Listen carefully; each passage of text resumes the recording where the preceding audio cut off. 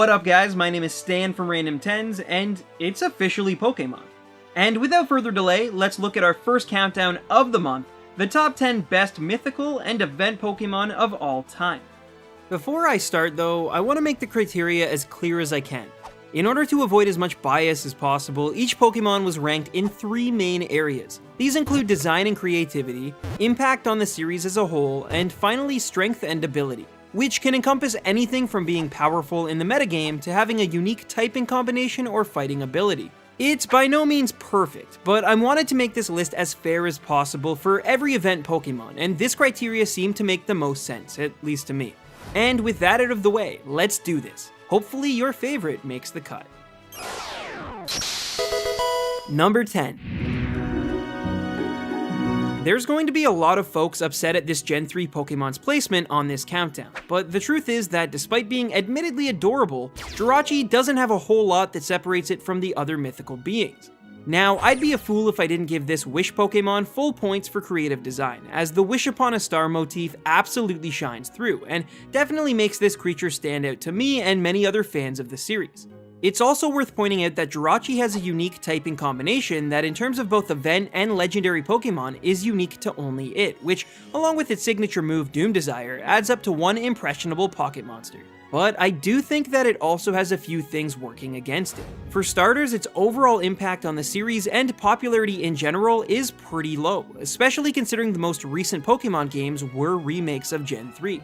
Don't get me wrong, Jirachi has many fans around the world, but with zero real impact on the games, seriously, it's one of the only event Pokemon without an actual in-game event, and a pretty mediocre movie as its one real showcase, this Psychic Steel type just doesn't cut it among some of its more accomplished peers. I imagine that this placing especially will prove controversial, and I may even get a few nasty comments, but even though I personally love Jirachi quite a bit, objectively, it just barely makes the cut. Number 9. I'll be honest, depending on the next few months, this mysterious Pokemon could eventually go much higher or much lower depending on how it's perceived by audiences. And with a new movie on the horizon, it's about time we finally talk about Volcanion.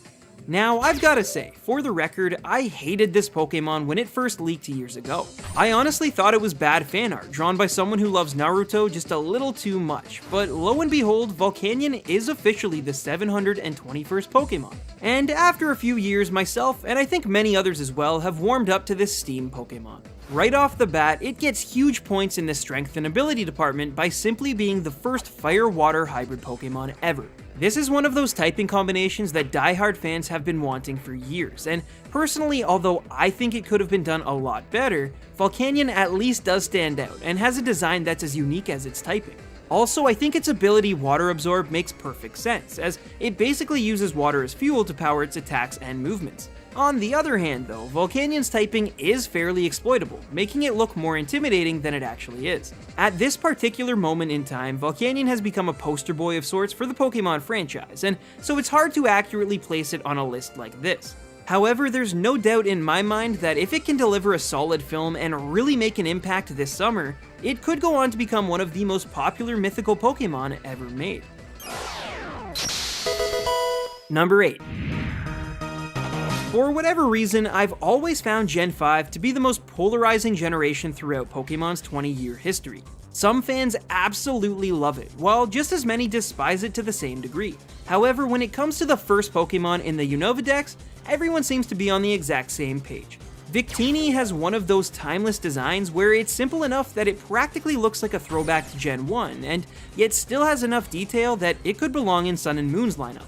Beyond its design, Victini also has a sizable impact on the series overall, being one of the first Gen 5 Pokemon ever revealed, as well as appearing as the main star in parallel films during the Black and White series.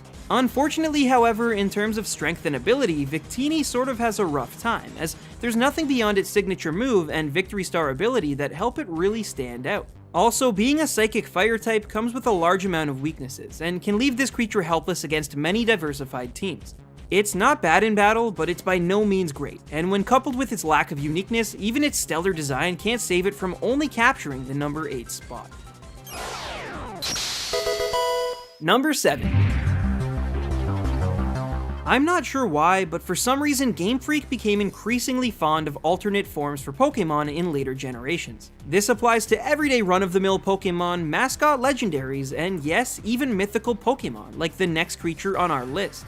So it's a little shocking that despite being relatively new to the series, Hoopa, along with its Unbound form, brought a need of fresh air to the whole mythical Pokemon concept, with not one, but two very interesting designs. Personally, I thought it was brilliant to give players both a cutesy and powerful mythical Pokemon all in one package, and overall, I truly believe Hoopa is one of Game Freak's best designs in years. Being based on a genie, Hoopa brought something new to the table in terms of origin and theme, and with Hoopa confined, players also got their first taste of a psychic ghost-type Pokemon. In fact, both of Hoopa's forms have pretty insane typing, and once mastered, Hoopa is a decent addition to any team. The only place it's really lacking seems to be impact, and truth be told, this Pokemon didn't set the world on fire with its big screen debut, and since then it's only faded more and more in terms of popularity as Pokemon continues to expand its roster. Still though, Hoopa was a refreshing addition to the mythical Pokemon family, and in my personal opinion, you should check it out for yourself if you haven't already.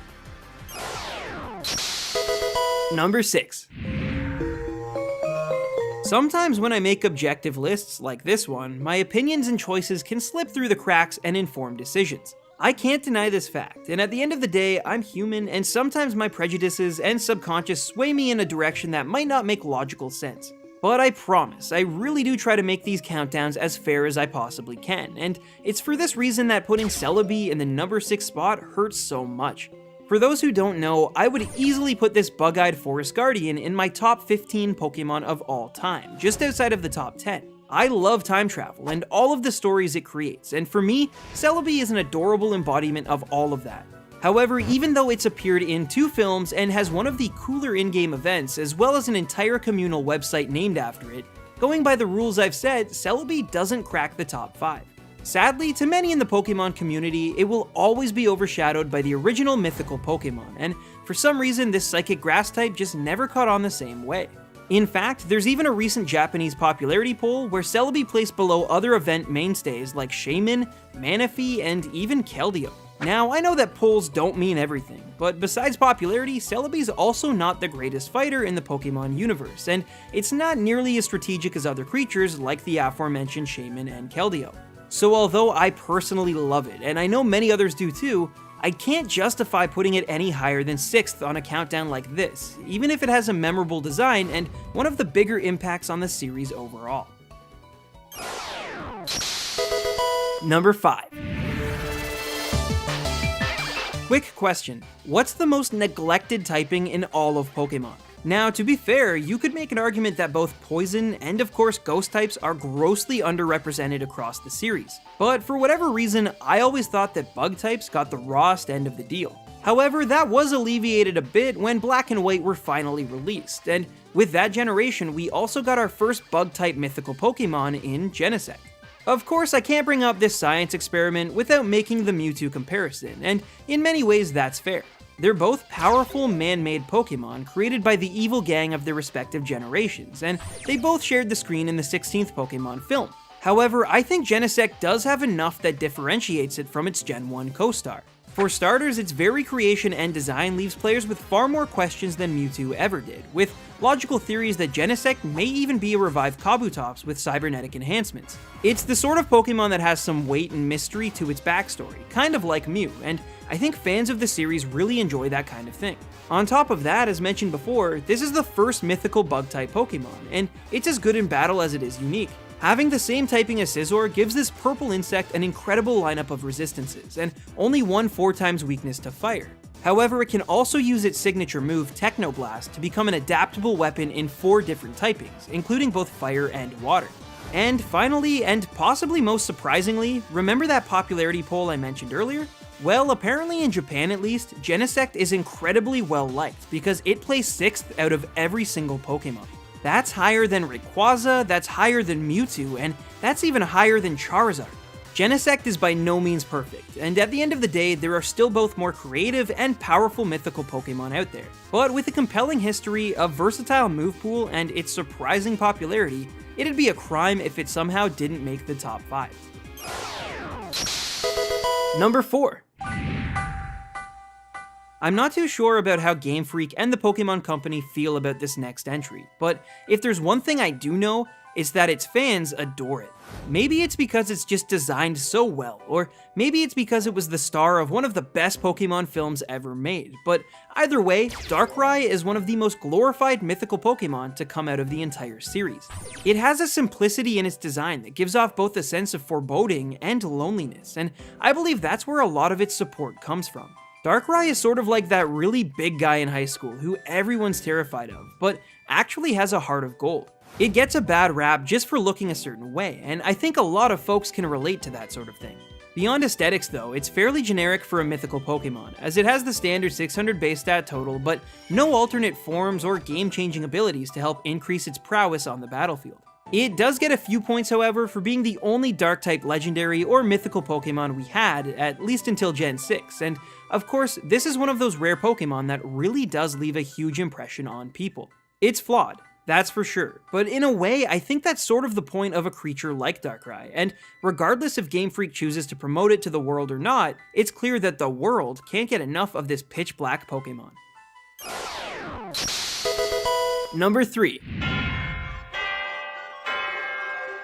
I won't try to sugarcoat this one. Deoxys is a very controversial choice for number 3 on a list like this. There's no doubt in my mind that both Darkrai and even Celebi have made a greater impact on fans over the years, but let me at least try and explain my reasoning for putting it so high. Whereas most of the mythical Pokemon on this list have made their greatest impressions on audiences via the films and the anime series, Deoxys has been an innovator of the games. Think about it for a second. Before Game Freak went crazy giving every special Pokemon some origin form or primal evolution, Deoxys was the first legendary or mythical Pokemon that could switch its forms, therefore making it more specialized to battle however the player wanted. Sure, technically cast form came first, but before it became just another routine part of legendary and event Pokemon, Deoxys' form changes were a pretty creative way to give it some personality. Now, I'll admit that in terms of popularity, it's got nothing on many of its mythical peers, but by being one of the most unique Pokemon ever created, and being a pioneer in terms of battle strategy, I think this Pokemon is vastly underrated in terms of what it's done for the series. And might I add that to this day, Deoxys is the only event or mythical Pokemon that actually has a real in-game story and weight behind it, being a catchable Pokemon in Omega Ruby and Alpha Sapphire. Is it ever going to be voted prom queen? Absolutely not. But does it deserve its spot as the number 3 best mythical Pokemon? It's certainly up for debate, but I think so. Number 2. Well, considering the criteria and all, I suppose figuring out the top 2 probably was a no-brainer. Some people will claim that this is just another boring countdown, but if I'm being objectively fair, there's no way that these next 2 Pokemon wouldn't come out on top. So the only question remaining is one of placement, and with all of the criteria laid out, I think it makes sense that Mew would take the number 2 spot. Now, this is a tricky one because not only is Mew one of my favorite Pokemon period, it's also the OG Mythical. So how could I give Deoxys so much credit for being innovative and then only rank Mew second when it's almost guaranteed that many of the creatures on this list wouldn't even exist without it? Well, despite being deeply ingrained in Pokemon's lore and critical to the overall success of the series, Mew just isn't as powerful or as strategic as the number 1 on this countdown. It's got a fantastic and, let's face it, iconic design that puts every succeeding cute legendary to shame. It's malleable as heck with the ability to learn almost every single move in the games, and its impact on the series is up there with the likes of Pikachu itself, and yet would you believe that in the popularity poll I've mentioned throughout this video, Mew only finished 3rd in voting. So which 2 Pokemon beat it out to take the gold and silver medals respectively? Well, in first was Greninja, but what shocked me the most was which mythical Pokemon outplaced the original number 151. So as it turns out, Mew is an incredible Pokemon and basically as perfect as you can get when it comes to mythical designs. And yet, what's perfection in the face of a god? Number 1. Full disclaimer, this number 1 Pokemon has a lot of ways to pronounce its name, and I'm just gonna go with the one I feel most comfortable with. Capiche? So yeah, as surprising as it sounds, the Sinnoh creator of all Pokemon, Arceus, actually placed ahead of Mew in not only that popularity poll, but also this countdown. So how could that be? Well, essentially Game Freak set the impossible task of creating an embodiment of God in the Pokemon universe. A creature that both looked and affected players as only a deity could, and from everything I've seen, they succeeded. When wielding one of its 17 plates, Arceus is capable of becoming any type of Pokemon that the player wants, which, unsurprisingly, gives this Pokemon unparalleled depth while playing competitive. You add in the fact that it also possesses a ridiculous 720 base stat total and a very deep move pool, and there's no denying that in terms of strength and ability, Arceus comes out on top. Its design also has a certain regality to it that makes it stand out as something special immediately, and I would argue that Arceus is to the powerful looking event Pokemon what Mew is to the cute ones. And although personally I think my mom would be way more likely to recognize Mew than Arceus, I can't deny the global impact and appeal it's had on the series, and even though Mew will always be the creature I imagine when I think of mythical Pokemon, there's tons of evidence that proves that Arceus is, at least for now, the most popular of all its legendary and event brethren worldwide. And so, despite all of the entries on this countdown being incredible additions to the Pokemon series, in terms of the criteria, Arceus is hands down the strongest, most adaptable, and best mythical and event Pokemon ever made. Well, I hope I didn't offend too many people with that countdown, and I really hope that you guys are especially excited for this year's edition of Pokemon. Please let me know your favorite mythical or event Pokemon in the comment section below. Follow us on Twitter at Random10s if you feel so inclined, and as I always say, happy hunting, baby rhinos.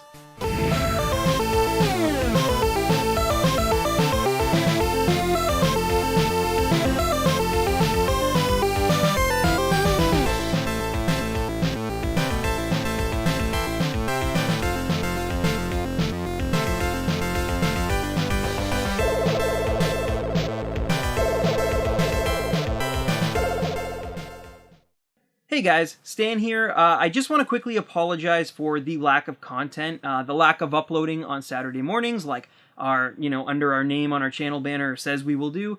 Basically, what's been going on is some really great stuff has happened, and some really not so great stuff has kind of happened to me in my personal life over the past month or so, I would say.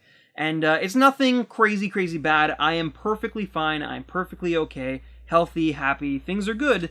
It's just been really tricky to edit and deal with all of that stuff that's happening as well. So I've had to cut some corners, and unfortunately I've had to delay some things. So if Pokemonth does end up going into a little bit into August, then it's not the end of the world. But I just thought I owed you guys kind of an explanation as to what's going on behind the scenes. But starting officially, like right now, I have already begun work on the next episode for Pokemonth. And hopefully you guys will get to see that next week. So stay tuned for that, and thank you so much for watching this video, and take care.